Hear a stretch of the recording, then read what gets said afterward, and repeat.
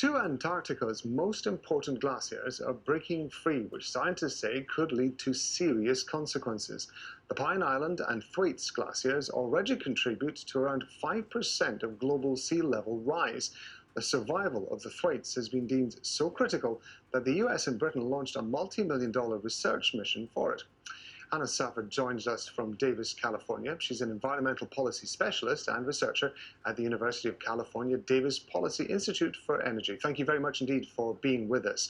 What's more significant, the fact that this is happening at all, or the speed at which it's happening? Certainly the speed at which it's happening. We actually have known for some time that these glaciers were melting and they were on track to perhaps one day disappear completely. What we didn't necessarily know was how quickly that was likely to happen and the mechanisms underlying it. The new studies that are coming out are shedding light on that mechanism and indicating that the melting is happening much more quickly than we had expected until recently. What kind of timeline are we talking about?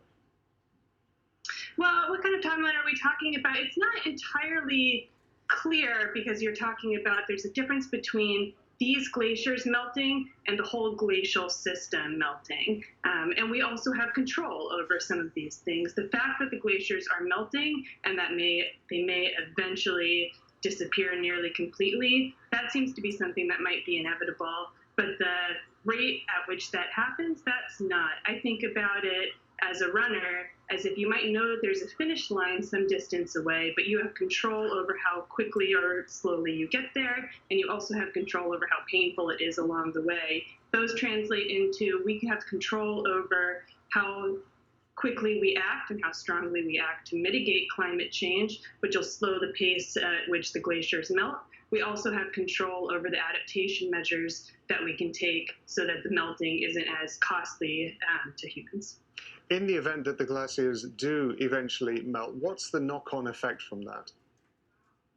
So if the glaciers melt, that has the potential to then accelerate the melting of that whole glacial complex that we're talking about. Again, it's not just these two glaciers, it's the whole ice system that they're part of. Scientists project that if that entire ice system was to melt completely, that could increase global sea levels by about 10 feet. 10 feet means that we're looking at coastal cities being inundated, in certain airports being completely covered, certain coastal communities having to relocate entirely, certainly massive changes when it comes to our coastal establishments.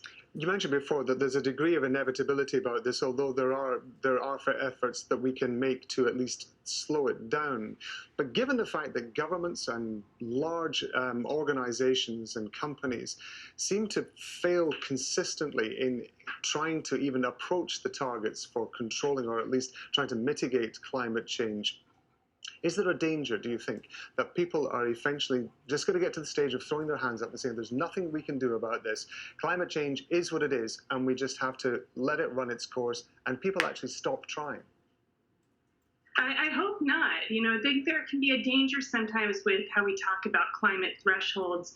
Scientists have long pointed to 2 degrees Celsius as a threshold below which we need to keep global average warming in order to avoid the worst effects of climate change. That doesn't mean that if we exceed that threshold and we get to 3 degrees temperature, that's still going to be a lot better than if we get to 7 degrees. Again, we're talking about incremental, we're talking about working on a scale here. So just because you aren't able to save some things and you know you're going to experience some bad consequences, that doesn't mean that there's not meaning in acting to avoid the worst.